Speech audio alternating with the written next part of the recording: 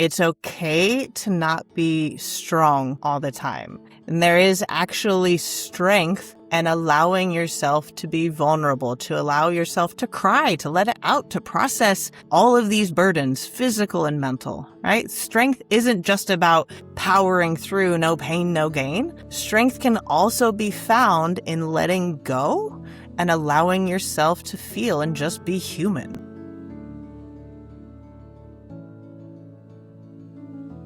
Hi everyone, and welcome back to Trauma, Training and Transformation, the podcast where we explore how movement heals the mind.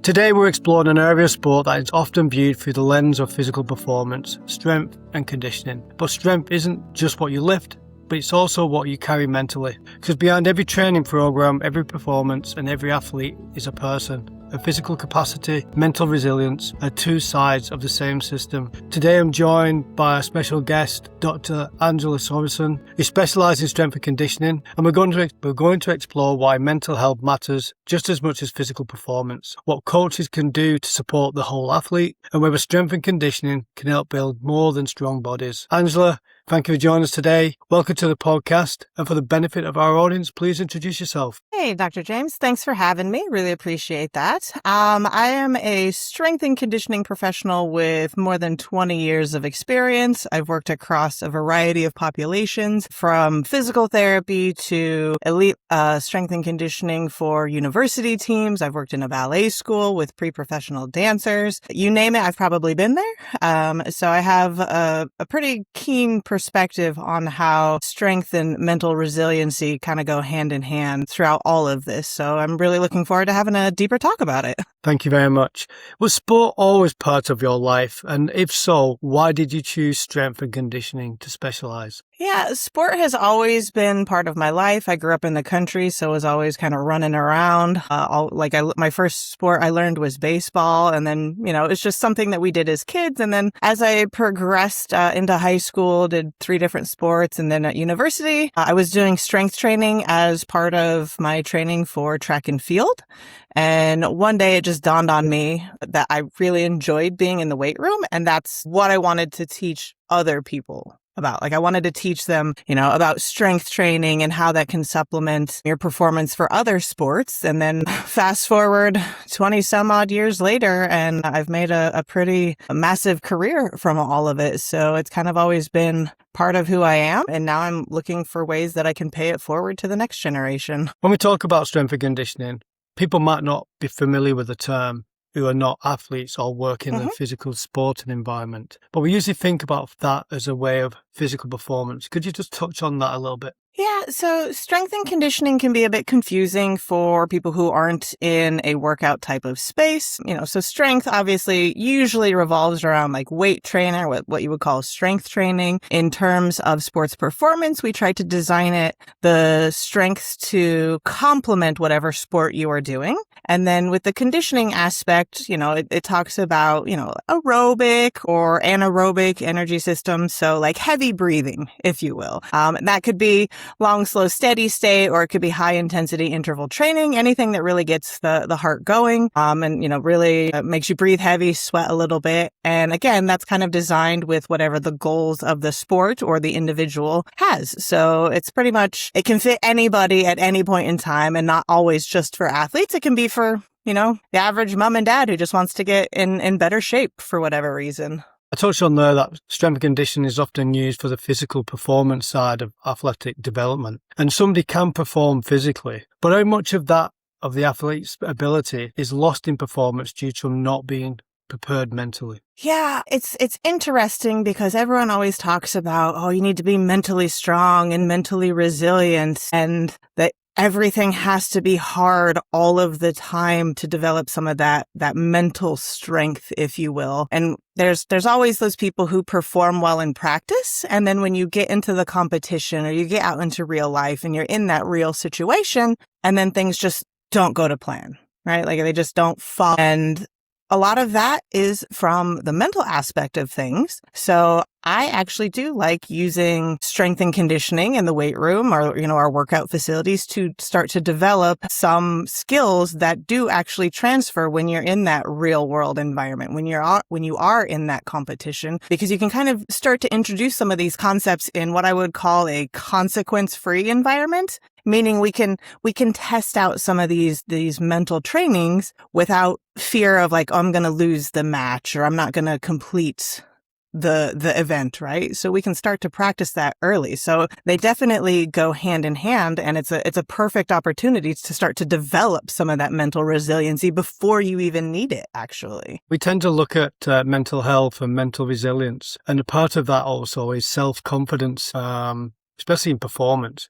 But do we underestimate the influence self-confidence can have in physical performance? I think we do. We can, more specifically, we can. Some people are just naturally born more confident, but if we can put other people in an environment that allows them to develop confidence, to develop a little bit of self-efficacy, to fully understand that they are capable of it, and we give them the opportunity to explore that, again, in a very safe and supportive, but challenging environment, I think we've got like a really good opportunity to start to develop some of that self-confidence through strength training or, some of that conditioning, right? So like there is a really good opportunity for it.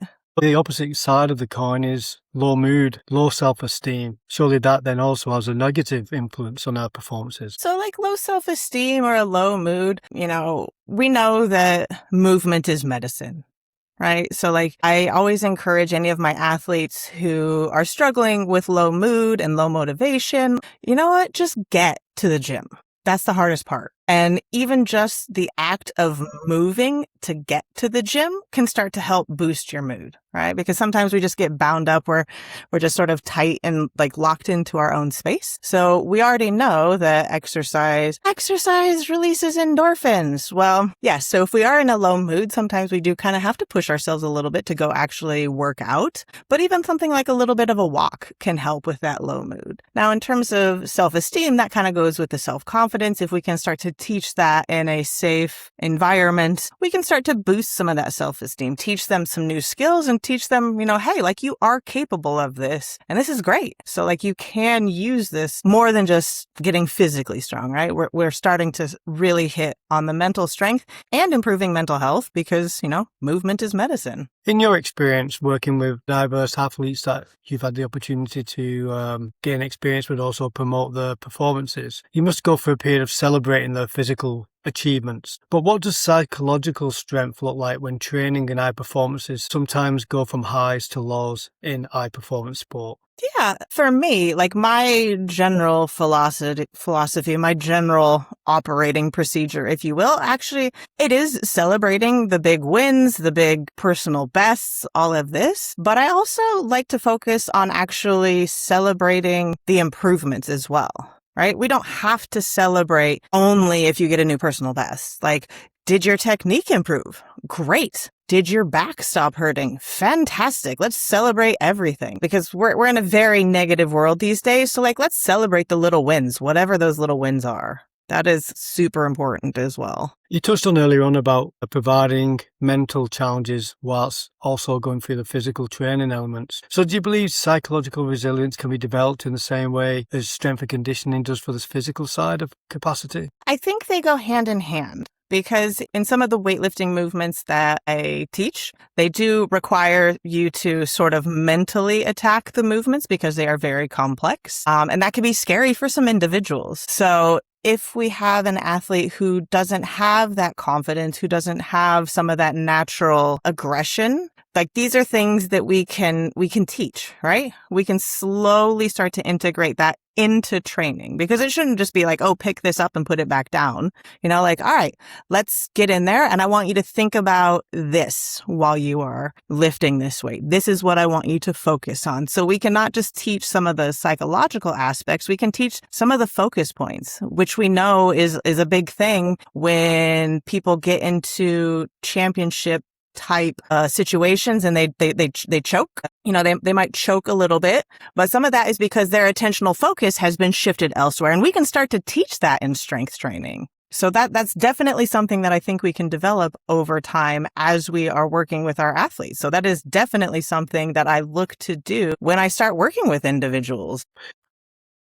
Angela, when we look through the lens of strength and conditioning, especially when we work with high-performance athletes or university athletes, how can stress, anxiety, or pressure outside of sport affect an athlete's strength, recovery, motivation, and ultimately their physical performance? Yeah, some of those external stressors can definitely lead into some decreases in performance, from attentional focus to, increases in cortisol to poor sleeping behaviors. So whenever I am working with these athletes, I also have to account for their daily load. And it's not just their physical daily load, some of the mental load as well.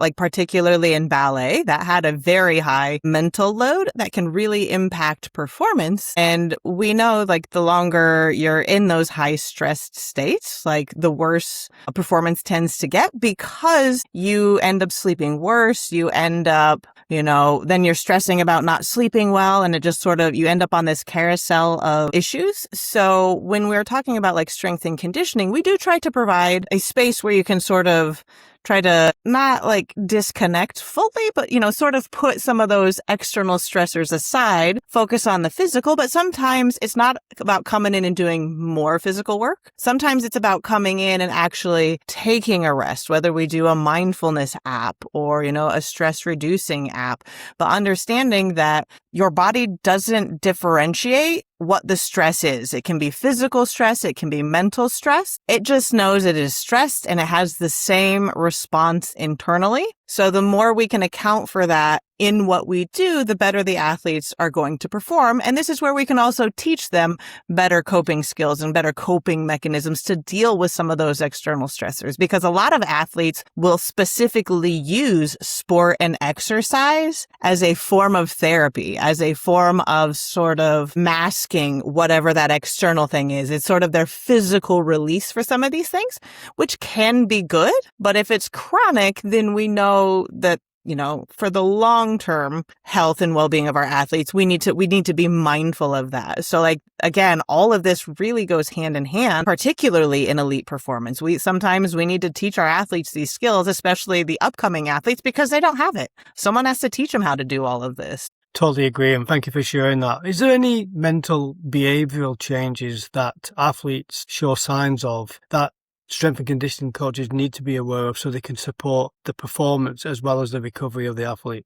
I'm a big fan of just getting to know your athletes as individuals, which in some cases that can be hard. If you're in a large group setting, if you're in the weight room and you've got 20 or 30 athletes, that can be very, very difficult to do. As a former track and field athlete, there's always a lot of track and field athletes in there. But the more that you get to actually know the people in front of you, the better chance you can spot when something starts to go a little bit sideways or they start to be a little bit off. So yeah, everyone can have like a bad day, come in a low mood, but when you see some of those chronic changes in behavior because you know your athletes better, then it's easier to, hey, how are you doing? Like, what's going on? What's in that head of yours, right? Or, if you have a multidisciplinary team, like, hey, you seemed a little bit off. Like, do you want me to schedule some time, with the sports psych? Do you want to talk to a counselor? Do you just want to sit here and vent for 5 minutes? But the more you get to know your athletes and actually build that deeper rapport,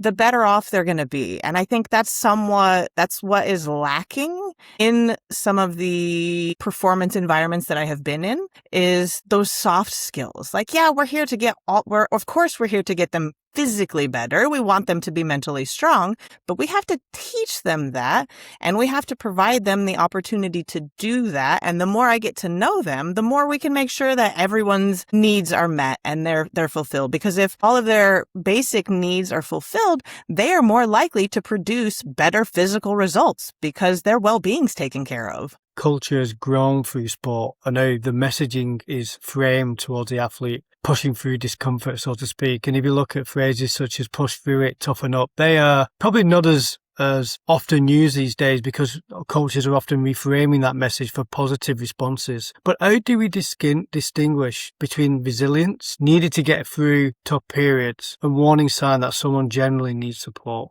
That is a fantastic question because I grew up in the no pain, no gain generation. And now everything is pain. Everything hurts because we're a little bit older now, right? But I think along the lines, you also have to teach some of these upcoming athletes the difference between, okay, that's just a little bit of a niggle. It's not really pain. It's just sort of uncomfortable.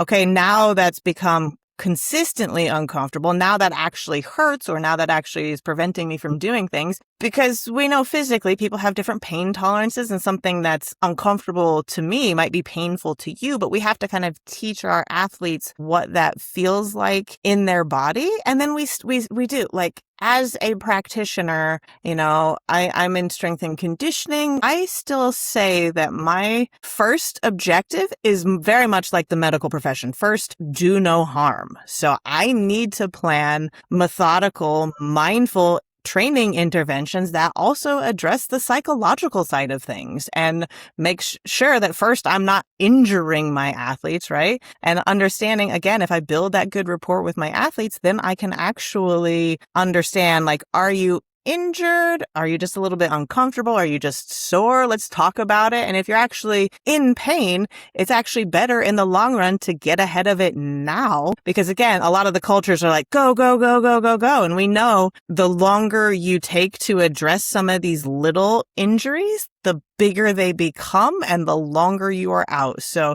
if we can get that message through to athletes, and it's going to be different for every athlete, but get them to understand that, like, if you get ahead of it now, it won't be a problem. And you'll also know how to manage it should it happen again. But we still have some of the cultures that are like, suck it up, push through. That's mental resiliency. Like, no, that's just, some of that can just be stupidity for no reason. Like, we don't need to push through when we can invest in our athletes.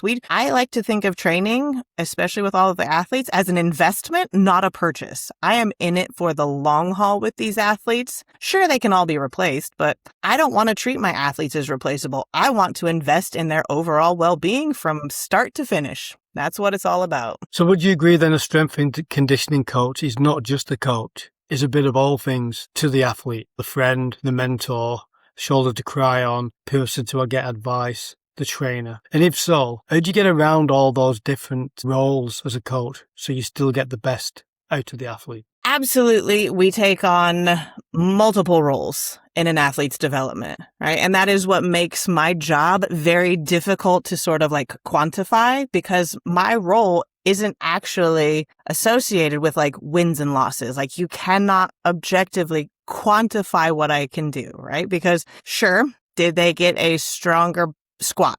Great. Physically, they got stronger. Woo! Right? But then there's also the psychological component, some of that mental resiliency. And it's challenging. It's something that you have to learn by doing. And I've found that the best way to kind of to navigate this is to be more open myself. Like where possible, empathize. And if I cannot empathize because I haven't experienced something, I cannot empathize with ballet specifically, having not done ballet, but I can empathize with having torn my hip labrum. So I know what this hip pain feels like. Let's talk about it, right? So you start to build that rapport, and then once you start to learn about your athletes, you can kind of navigate, like, okay, this one needs pushed a little bit more. This one needs a little more hands off. This one needs a little bit softer of a touch. This one I can be a little bit more strict. So you don all of those different hats, and you kind of shift some of your personality a little bit. But I believe to get the best out of my athletes is I meet them where they are, rather than trying to force them somewhere where they might not be ready. So if I can meet them where they are, then we can go the next steps together. We can build physical strength. We can build psychological strength. We can build that mental toughness that is such a hot topic in sports, right? We need them to be mentally tough. Well, mentally tough, like, it doesn't have to be that you're training military style. What is the point of that? I'm trying to build footballers, not people who can ruck for 20 miles, right? So, like, meet them where they are and walk that journey with them. I'm sure all strength and conditioning coaches echo every word you said. The theme of this podcast is movement heals the mind. where we explore different mechanisms of physical or forms of movement that can be positive and holistic in manner and help deal with physical and mental challenges that people are suffering with from day to day. And we share these by like-minded people sharing their lived experiences. And thank you for being here today, sharing yours. Can strength and conditioning itself be a positive tool for mental health, giving athletes or the layperson confidence, routine, identity, and a sense of control beyond simply improving physical performance? Absolutely. I will use my own mother as an example of this. She'd never worked out a day in her life, and she took the very scary step of walking into a gym and saying, "Hey, I want to try this out." And I live quite a long way from my mom at the moment. And then fast forward a month and she's like, "I feel so much stronger. I feel like I can handle so much more physically. I can handle so much more mentally." So it can absolutely be a tool for doing this. And she had to take like a week or so off of training because she was visiting family. And then she said, she's like, I really want to go work out, like, cause I know I feel so much better from doing this. So like, she's realized that just moving, it doesn't matter what it is, right? Just movement helps physically. And she has stated specifically that her mind doesn't feel as cluttered, right? So we know just by moving, by doing something, movement is medicine for the body and the mind. And if we don't exercise both of those aspects, then this is where, quality of life starts to decrease. So like it's not just for athletes, it's for everybody. Movement is medicine for everybody. Touching on that, physical strength and seeing those 1% gains or just noticing physical changes, can that manifest someone's self-belief and increase their self-confidence? Absolutely. Absolutely. Like, especially if it's an athlete or an individual who came in with low self-confidence and all of a sudden they can lift a weight that they used to be terrified, or they thought like, hey, this is not something I thought I could do. Or if we talk like an older generation that they've learned how they forgot how to jump, right? If we teach them how to jump again, all of a sudden it's like, oh my gosh, like now we're seeing that some of these physical gains, right? Because if we took the mental side out of it, right? Hey, you've just gotten stronger, and now you've noticed that you've gotten stronger. Now you've got these new skills. Now you're 1% better than you were before. And when you can point that out to an athlete or an individual, all of a sudden the dots connect, like everything comes together like, yeah, I am better.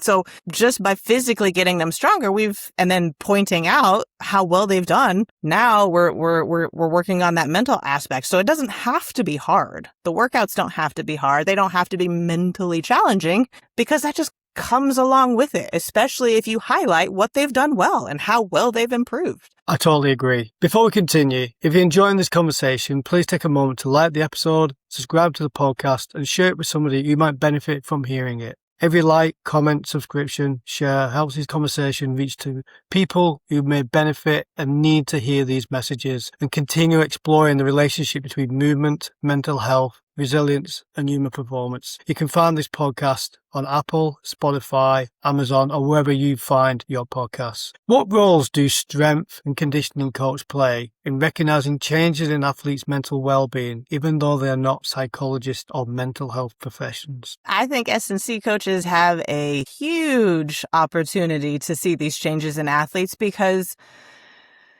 they're like one step removed from the sport. So it's a slight, again, I'll kind of refer to it as like a consequence-free environment in a way. So because I am not directly related to that sport, I am support staff, then a lot of times I can create an environment. I can create the culture where they are more open with me, because they're willing to have that conversation. Now, if something's really, I tell my athletes like, hey, if something is really concerning, I will elevate it because I care.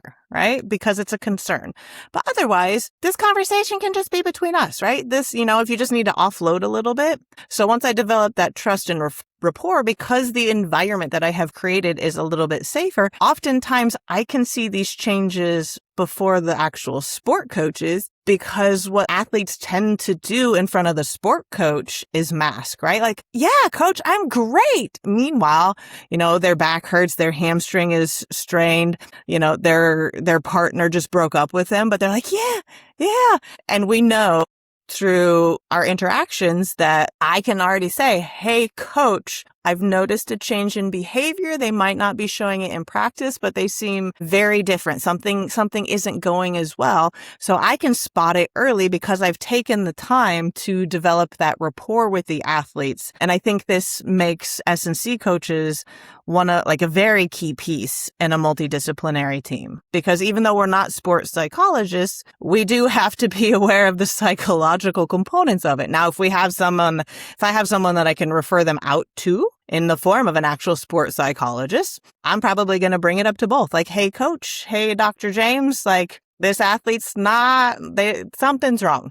Like, can we get a handle on this? Can we check them out and see if they're actually okay? Having that awareness as a coach is key, especially when supporting an athlete, but also knowing and having the understanding how important the referral pathway is. Do you think every coach is aware of it, or do you think every coach needs to have more support in recognizing it?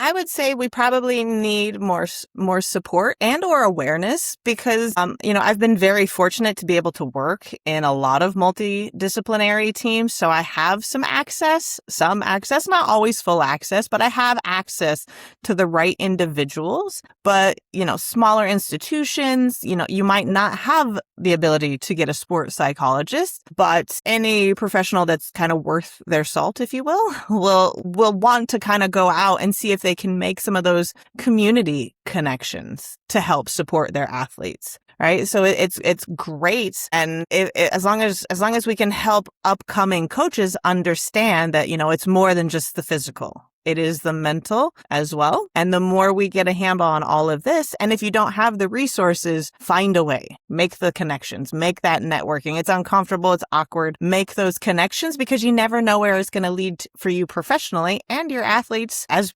people, right? So that awareness and the support is very much needed for coaches now and upcoming coaches in the future. Strength and conditioning has become increasingly data-driven, especially in professional sporting environments, be it football, rugby, and the European Championships has just been on recently, even at that top tier of athletic performance. In your expert's opinion, working in the multifaceted environment, be it ballet and so on, do you think coaches can sometimes become too focused on the data, testing, training loads, GPS data performance and tracking, and risk losing the sight of a person behind the athlete? Yep. Absolutely. I've actually been having this. I'm part of what, I guess, for lack of better thing, like a coaching collective, where we're having some of these conversations about like how much data is too much data. Like where is the human component to training? Why are we focused? Like, that's great. We've got the physical side, and there's even, psychological questionnaires, right?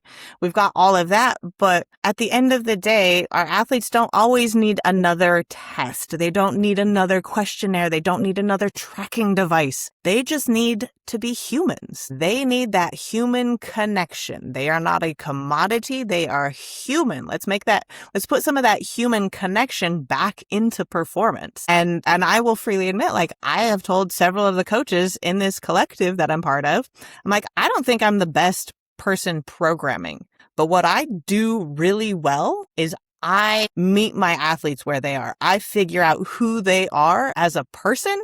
And that's how I get the buy-in, and that's where we start to get the improvements in performance. I don't think it's because I'm programming anything special, right? I don't think it's because I'm tracking 10 different metrics. I think it's because I treat them like a fellow person. Tell me about your day. What's going on? How can we make this better? And you don't get that with all of this data-driven excellence, right? Like, great. Where's the human component in that? I totally agree. And often coaches do get lost in the numbers. And if you've got a strength and conditioning coach who's really data-driven and the data is telling them the athlete is ready for this big event, be it sport or athletic performance in another guise. However, but the athlete tells them they're not ready, not prepared, not capable of performing. How do they overcome that barrier? Yeah, that's a tough one because in strength and conditioning, as I mentioned before, there's no way to objectively identify how successful we are as strength and conditioning professionals. The only objective numbers we can get are physical, right?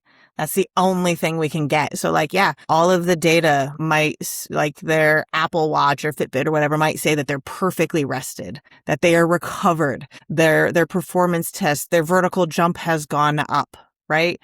Their reaction speed has gone up. Great. But if that athlete is coming to me telling me they are so nervous that they're not going to do well at this championship, we've got a bigger problem than their physical capacity, right? So what I tend to do is I try to simulate some of these kind of situations, right? And a specific example is I had a long jumper who would, as he was approaching, lifting a heavy weight, he'd be like, "Oh, let's go, let's go, let's go, let's go, let's go." And his arousal state was so high that he missed something he could have easily done. And if we translate that to the track, if he's like this on the track, something that he is physically capable of, now his arousal level is too high. So now, as S&C, what I did is hey, let's take a breath, right? And we used some hand signals because it was just more fun, right? Let's take a breath. Let's keep our eyes focused, right? And if you actually slow your breathing down and be less chaotic, right? Before someone takes a shot, breathe out. Now we can approach it. So if they're telling me before this big championship that they're not ready, let's practice how you get ready. And a lot of that comes down with learning how to control the breathing, getting out of that fight or flight situation, right? Because now their attentional focus is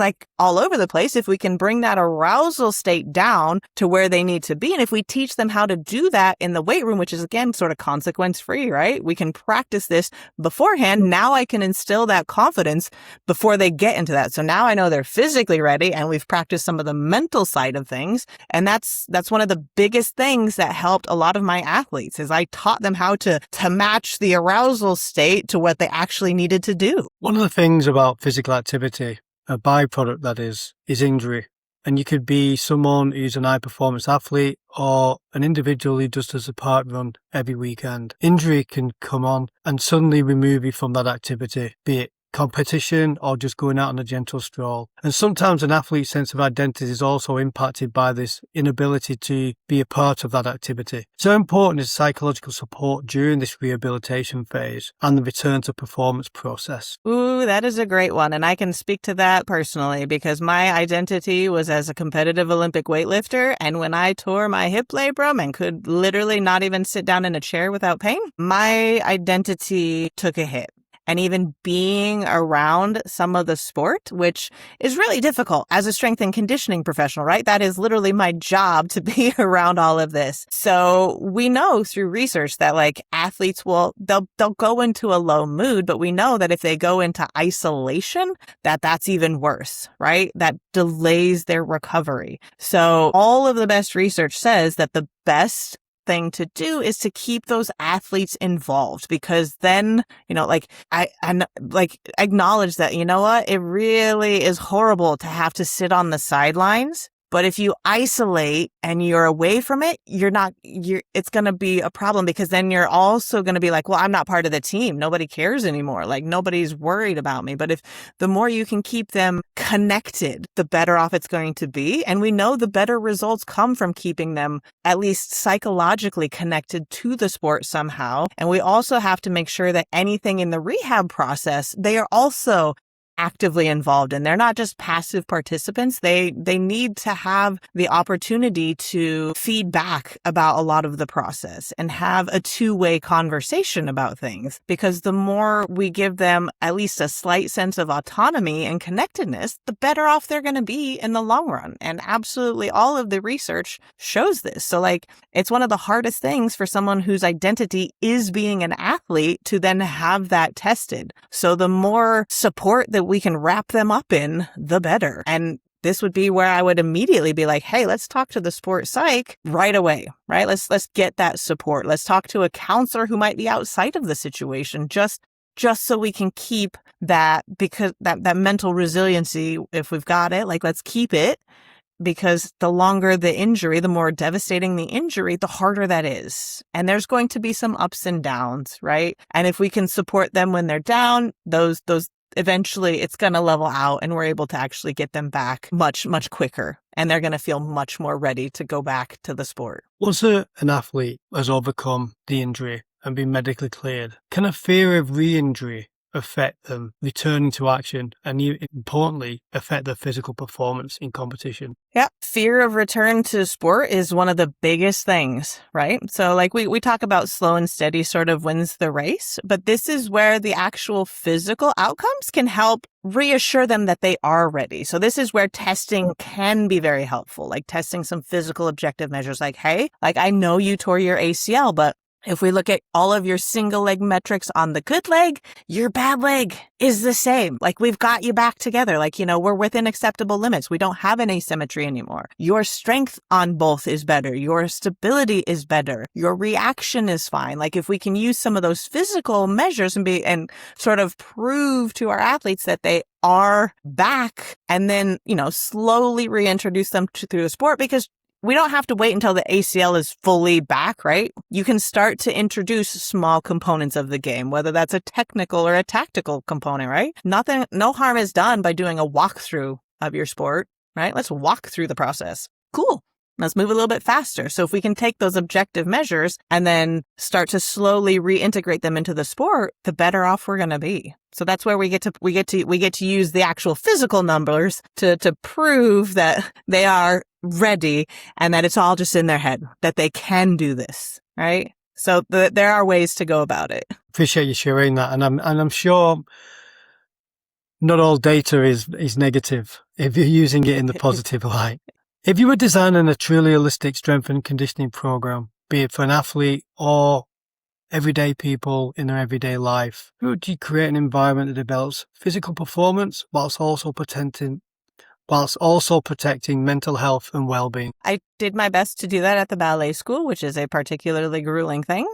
But I had days built in where we just did meditation. I had the Headspace app. We just put like, hey guys, we're going to do a couple stretches and then I'm going to lay down on the floor, right? I don't mind if you don't meditate. I don't mind if you take a little nap for 10 minutes. I just want you to lay there and do nothing. Because in a sport and in a world where it's always like, go, go, go, do more, do this, do that. Like, there's something to be said for taking 10 minutes to just, right? So building some of this into the practice and, sprinkling it in. It doesn't have to be like mega doses of this, or, like, hey, every couple of weeks, we're going to take a mindfulness day. We're going to do something non-sport related. We're going to do something fun. Some of the best coaches that I had throughout all of my different sporting endeavors, like, we just took a day where we played like dodgeball instead of doing track and field practice, right? We did something else for that little mental break, because doing sport is ultimately monotonous, and all of the best coaches understand this, and they will introduce some fun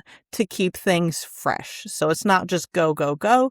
We are sprinkling in mindfulness. We are sprinkling in some of the others, and some of that just comes with experience and knowing that this needs to happen. Right. So it does, it takes some time, and it takes some, learn by doing situations. Let's put it in there. Let's get some meditation every 3 weeks. During the deload. Perfect. Now we're starting to address all of these different aspects. And coaches have a massive role: performing, training, preparation, recovery. But how important is it also for the athlete to have some autonomy and have some ownership of their own training during the cycle? Love that question. I think it's super important to build autonomy, because I can't hold all of my athletes' hands all of the time. I want them to go forth after all of our sessions together and be able to function, right? I want them to be able to function without me there, right? I want them, like, if I'm sick and somebody else is covering for me, I want them to at least have a vague idea of what is going on, right? So I need to equip them with the ability to take care of themselves, but I do that by asking for some of their feedback during this. So again, I want to have a two-way conversation. I have an open door policy. If my door is open, we can chat, right? I want to have that conversation so they understand the reasons why I am asking them to do something or asking them not to do something, right? Sometimes we ask them to not do things, right? Natural selection can be a thing. We want them to not be naturally selected. We want them to be strong, resilient people. So I need them to tell me what's going on. And again, meeting them where they are. But if they have that chance to have some of that feedback, we have better buy-in. Then they understand the process. They might not like it, right? They might not like back squatting, but they understand why. They understand that they have a voice and say, I don't really like back squatting. Can we do something else? Sure. Here's something that's equally as good. And now we've got that autonomy. They understand that, it's not just this. We have some chances to build. And I've had several of my former dancers message me and they're like, I don't remember what any of the exercises are called, but my trainer says I do them really well. I was like, perfect. We did a great job. At least you're doing it well, right? You've got some like physical autonomy and like connectedness, right? Even if you don't remember what the exercise is called. But I want them to be able to take what I give them and do something for themselves or to pay it forward, to continue to propagate some of this good movements, because I'm not going to be there forever. We need them to be able to function without me on occasion. So, and the coaches are there. We talked about mental health, and mental health can be where the athlete or the person that you're working with is struggling both personally and professionally, which is having an impact, and you're there to support the athlete. But equally, you're there at the good times, celebrating the performances or the positive points of where they're at. And the theme that's gone through this conversation today is strength isn't just about you, it's also what you carry mentally. So when you hear that statement, what does it mean to you? And what would you want an athlete, coach, or someone outside of sport listening today to take away from this conversation? That's kind of a deep question, because stress is stress, and we all carry our own burdens, and our own burdens they weigh different to all of us. But one of the things that I would like people to know is that it's okay to not be strong all the time. And there is actually strength and allowing yourself to be vulnerable, to allow yourself to cry, to let it out, to process all of these burdens, physical and mental, right? Strength isn't just about powering through, no pain, no gain. Strength can also be found in letting go and allowing yourself to feel and just be human. I think we've missed some of that component, that strength isn't power through. Sometimes it's just let yourself be who you're going to be and let it out, because it's not just powering through. Angela, thank you very much. I think today's conversation reminds us that strength and conditioning is about far more than building muscle. And some of the comments that you made today reinforce that. Increasing power or improving performance, it's also about the mental side of the athlete. Behind every athlete is a human being. Someone experienced pressure, relationships, setbacks, expectations, successes, failures, and everything else that happens beyond the training environment. And perhaps the strongest athletes aren't simply those who can tolerate the greatest physical loads. They're the ones who understand themselves, recognise when they need support, and have people around them who see the person before the performance. Angela, thank you for joining us on Trauma Training and Transformation, exploring how movement heals the mind. And everyone listening today or watching, thank you for being part of the conversation. You can find this podcast on Spotify, Apple, Amazon Music, or wherever you find your podcast. You can also find it on my YouTube channel, James Holder 003. If this episode resonated with you, please like, subscribe, and share it. You never know who may be listening, who might need to hear this conversation. So until next time, keep moving, keep talking, keep looking after both your physical and mental health. Because remember, true strength isn't measured only by the weight we can lift, but by knowing when to carry on, but also when to put the weight down and when to let someone else help us to carry it. Thank you, and see you on the next one.